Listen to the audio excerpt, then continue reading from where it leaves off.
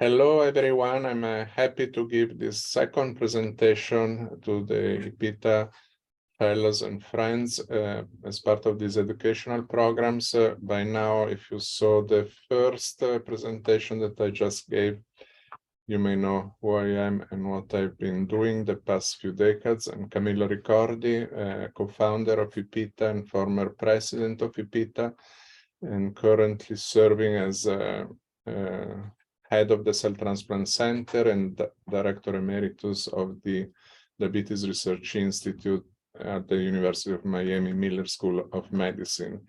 After speaking about the history and how we started islet transplantation, now I'm going to try to convince you on how there is a light at the end of the tunnel of islet transplantation to cure diabetes, mission possible, and the progress that has been done and how the future will hold as a promise to achieve this final cure for diabetes that has been quite an elusive target for the past decades.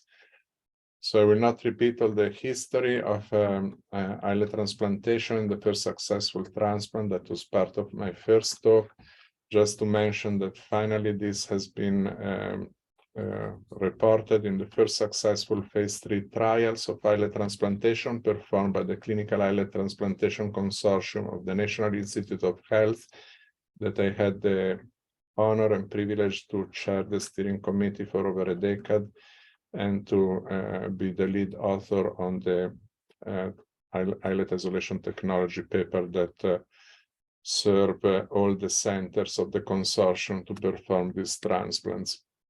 And the cGMP advanced cell and biologic manufacturing facility that it remains at the heart of our translational and clinical research efforts, not just for islets, but for many other cell therapies, including mesenchymal stem cells.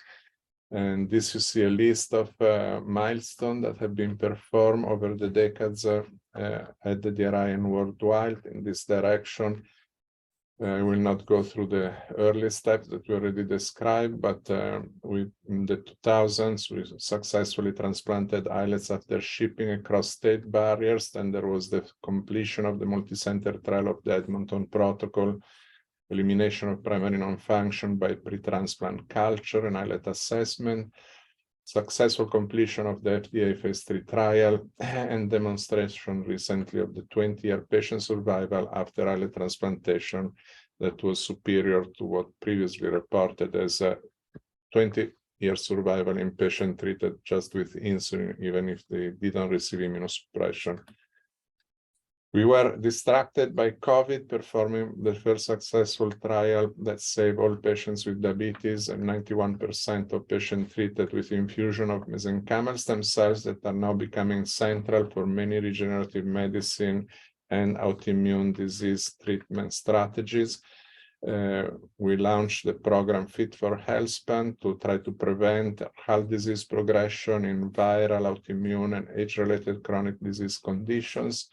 And we had the first in human successful transplant of stem cell derived islets recently reported at the EASD in Stockholm that I had the privilege to present. And also we now will have the first in human clinical trial to eliminate the need of chronic recipient immunosuppression by immunoisolation in a vascularizing macro device that it will be starting this year. This is the Vertex trial, VX264, following the first success by the Vertex trial with the VX880, where islets are transplanted in the liver with standard immunosuppression. We are also planning for 2024 the first in human clinical trial to eliminate chronic recipient immunosuppression following transient immunomodulation with a fast ligand and rapamycin, a fast ligand microgel. IND submission is planned for the end of 2024 by the company iTolerance. Islet transplantation, in the meantime, has been halted in the United States because of very old regulation that imposed islet in the US to be treated like advanced cell therapies, while in the rest of the world, islet transplantation has progressed because islets are considered and regulated like mini organs, like more similarly to organ transplant or tissue transplant, as islets should be regulated, and hopefully this will change also in the US in the near future. But anyway, in Switzerland and France and the rest of the world, islet transplantation has been progressing. This is a randomized trial between islet transplant and intensive insulin treatment, showing superiority of islet transplantation on all counts, from quality of life to hemoglobin A1C, C-Peptide secretion, etc. As I mentioned, we published the 20-year survival that has been quite spectacular, 85% cumulative survival at 20 years in patients despite chronic immunosuppression.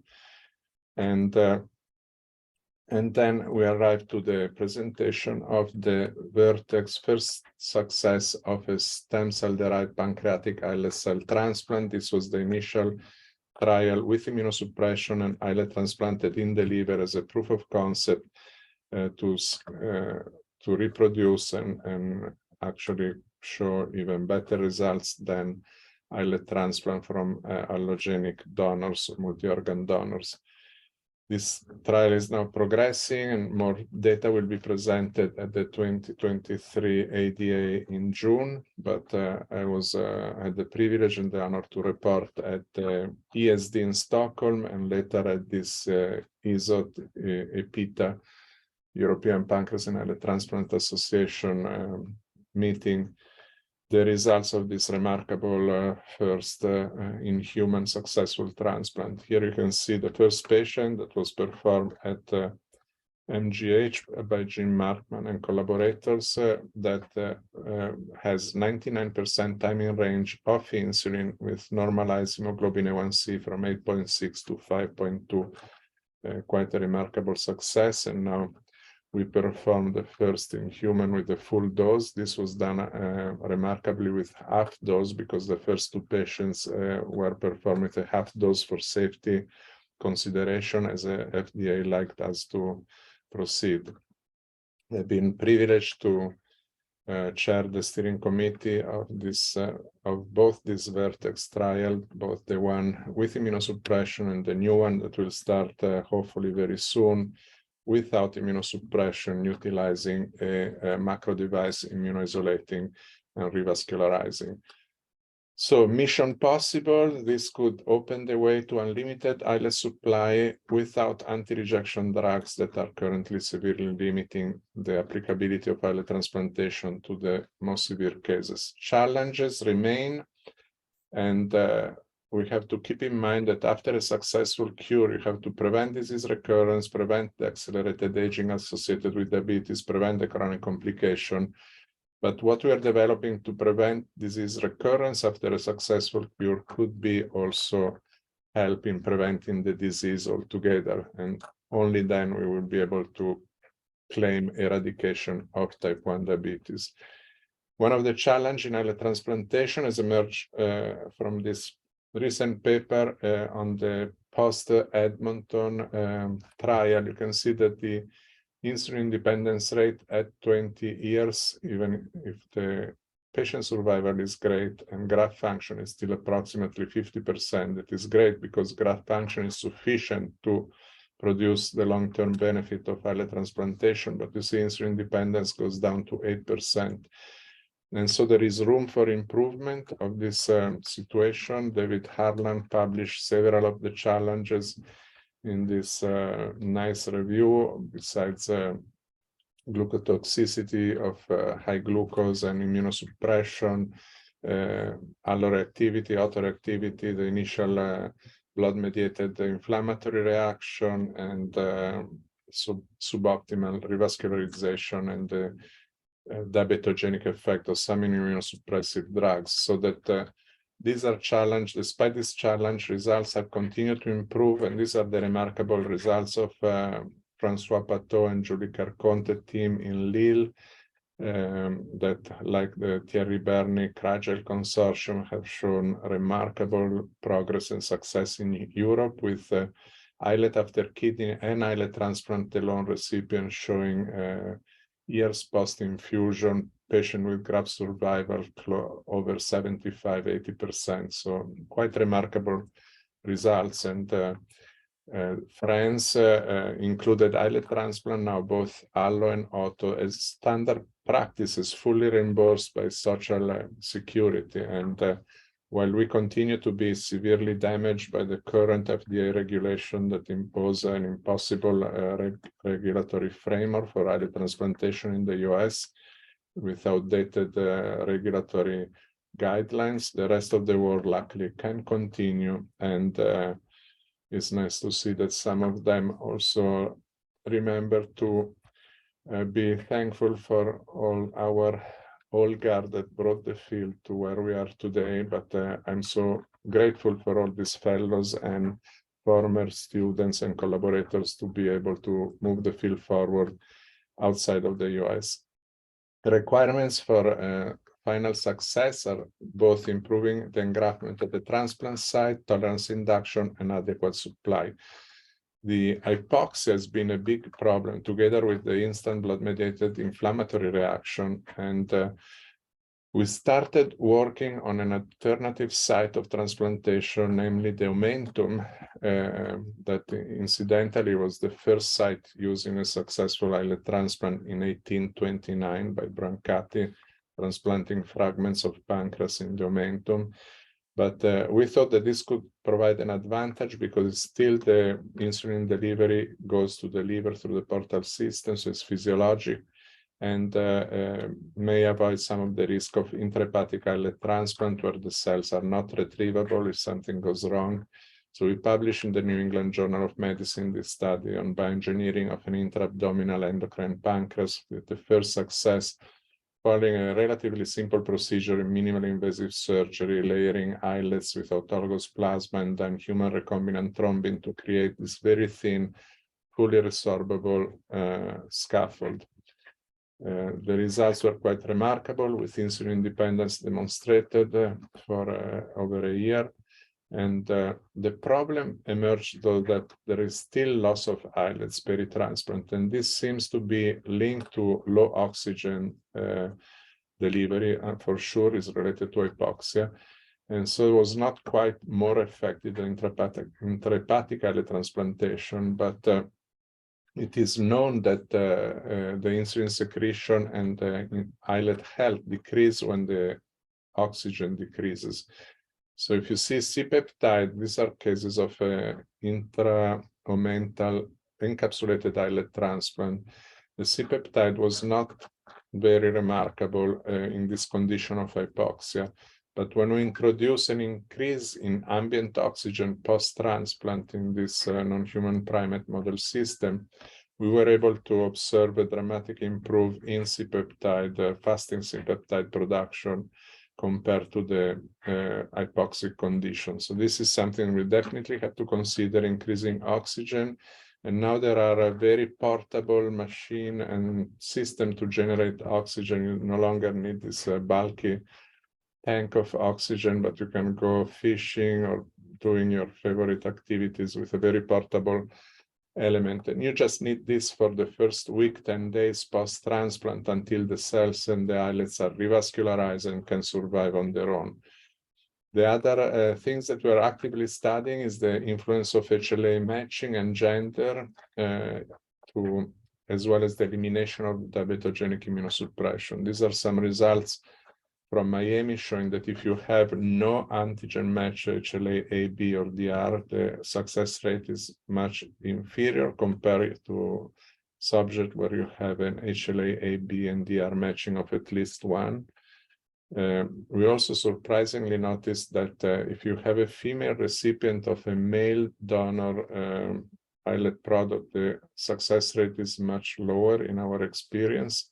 And this could be related to minor antigen, chromosome Y encoded antigen, as it is being demonstrated for bone marrow transplant, where you have the mirror image situation for graft versus host disease. And it was shown that Y chromosome encoded genes could be associated with acute graft versus host disease in male recipient with female donors, where the female reacts more towards the male bone marrow. So the impact could be for allo transplant in hematopoietic cells, but for further development studies and organ transplantation as well. So long-term outcome of islet transplantation with current immunosuppression is suboptimal, even if it's remarkable as progress. And so possible solution, we're trying to replace diabetogenic immunosuppressive drugs. This is the Eledon now that pick up the anti-CD40 ligand co-stimulatory blockade as technology after engineering an antibody that has a cripple Fc receptor and no longer activates platelets or eliminates the risk of thrombosis. And replacing diabetogenic immunosuppression with co-stimulatory blockade in non-human primate model system have yielded tripling the C-peptide, stimulated C-peptide production post-transplant.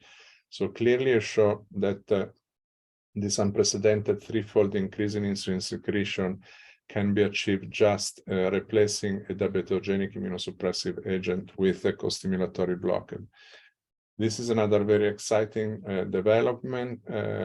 After our publication in the New England Journal of Medicine of the possibility to bioengineer an intra-abdominal endocrine pancreas, transplanting in the clinic islets in the omentum, the team of Anders Garcia, Haval, and Esma at the University of Louisville and Georgia Tech, together with Jim Markman at MGH, show dramatic results in non-human primate with 100% survival of islet transplanted using this fast ligand microgel, where the fast ligand streptavidin complex is anchored to a PEG biotinylated microgel, creating this sort of crown.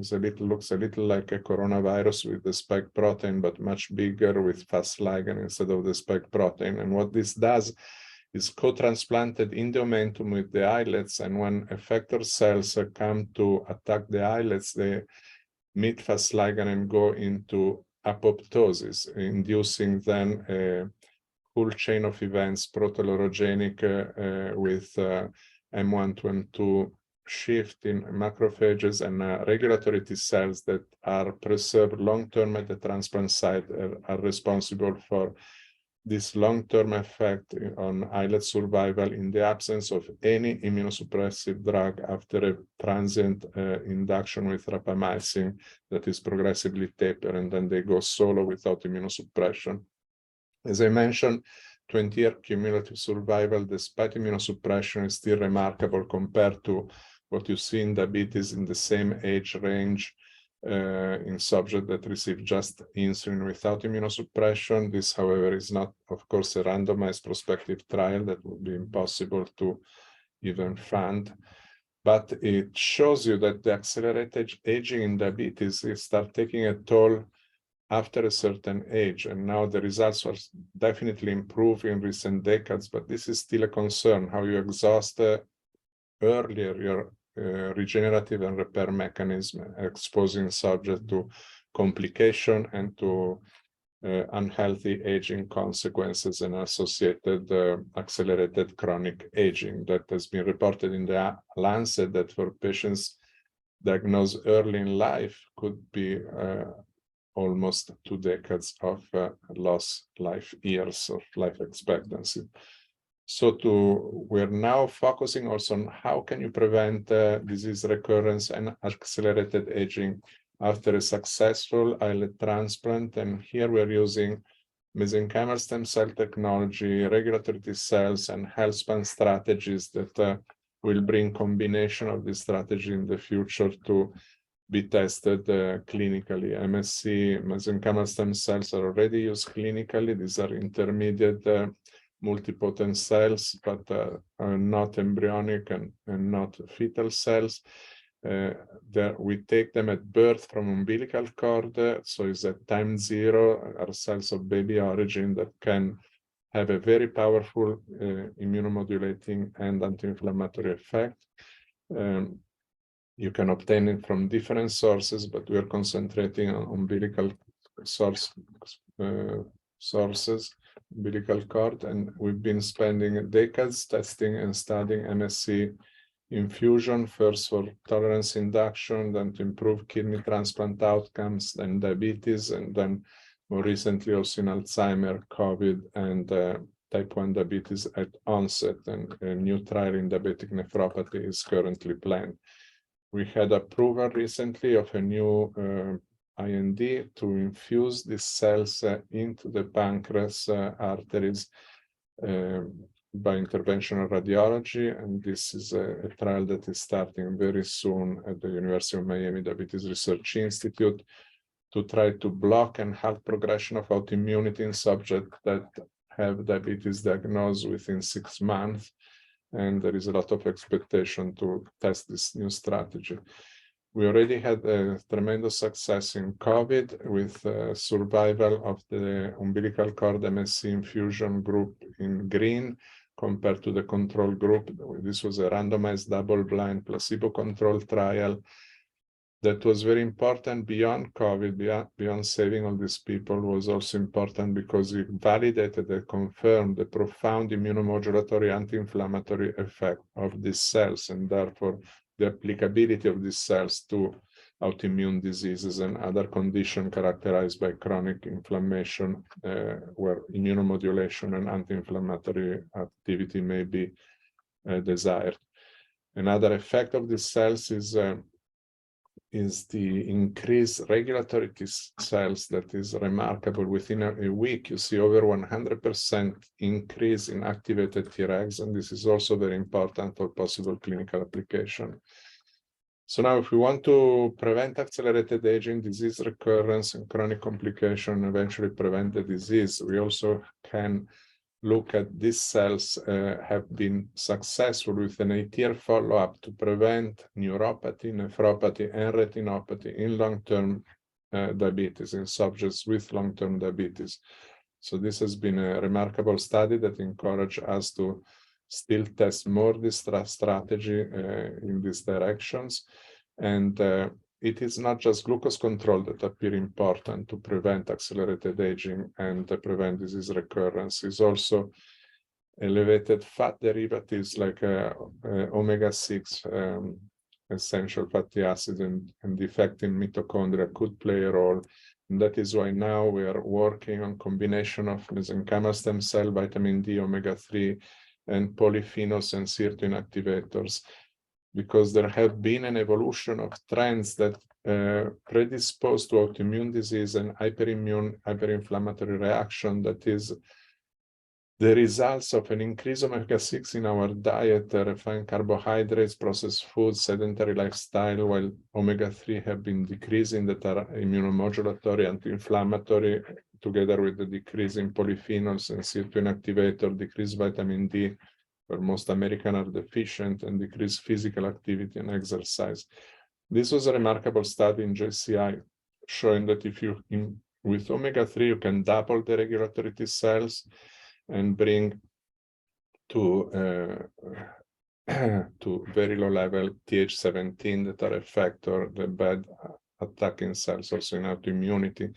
But if you instead have high omega-6, like in this case arachidonic acid, your Tregs goes to 0 and your Th17 cells through the roof. So this is a situation in which just a dietary condition can eliminate your ability to fight trigger events of autoimmune disease. Could be an enterovirus in diabetes or could be a SARS-CoV-2 in COVID, and you lose the ability to modulate hyperimmune and hyperinflammatory reaction if you have this kind of situation that could be simply corrected by increasing your omega-3 in the diet or supplementing with omega-3. This has been shown also, the relevance that if you have low omega-3 and your GAD65 antibody positive, you have more than 4-fold higher hazard of developing type 1 diabetes. In the context of autoimmune disease in general, it's shown that the combination vitamin D omega-3 can lead to up to 39% reduction of autoimmune diseases in general. And in COVID, this remarkable data from Israeli study indicated clearly that if your level of vitamin D are deficient, you have not twice, but 14 times more likely to have severe or critical disease in COVID. And the pre-infection deficiency of vitamin D was associated with increased disease severity and mortality. So it's not just for diabetes, but it's also for COVID and other situations characterized by hyperimmune, hyperinflammatory reaction, that this may be important. You can see more on this topic in this review on dietary protective factor to help mitigate progression of autoimmunity and COVID-19 and other diseases. And the role of polyphenol sirtuin activator is also emerging as very interesting, as it has been shown that they can inhibit two logs, 99%, the viral replication of SARS-CoV-2. And this is a very interesting, so that could be part of strategies that can not just halt autoimmune diseases like type 1 diabetes, but also severe COVID. And these are new strategies that is too early to discuss in detail, but that are being actively tested right now also to treat patients with type 1 diabetes or to prevent progression to type 1 diabetes in antibody-positive subjects. And you are welcome to check the HealthSpan code if you want to learn much more on these topics and strategies briefly presented at the end of this presentation. I thank all our fantastic team at the DRI, collaborators worldwide, and the new director of the Diabetes Research Institute, Matthias von Herrat. That is a fantastic acquisition by the Institute, together with Alice Tomei, who heads our bioengineering platform and immunoisolation, Giacomo Lanzoni, who's heading all the work on mesenchymal stem cell infusion, and many other, Raffaella Poggioli, Alejandro Baidal, and Skyler on the clinical front, Alberto Pugliese, who left us for City of Hope, but will continue to collaborate. Norma Kenyon is our pillar for preclinical studies and translation, commercialization, and much more, with Dora Berman, Alison Bayer, Juan Dominguez Bendana, Riccardo Pastori for pancreas regeneration, Peter Buchwald for drug development, and Chris Frecker for also immunoisolation technology and much more, and Shumin Su for the CGMP facility, and Raj Hirani for regulatory, together with their fantastic team. And as always, I thank all our collaborators, corporate sponsor, JDF, National Institute of Health, Diabetes Research Institute Foundation, NAPTO, the Cure Alliance, and our main corporate partners, Vertex and iTolerance, in the new tolerance-inducing strategies. Thank you very much for your attention, and have a fantastic day.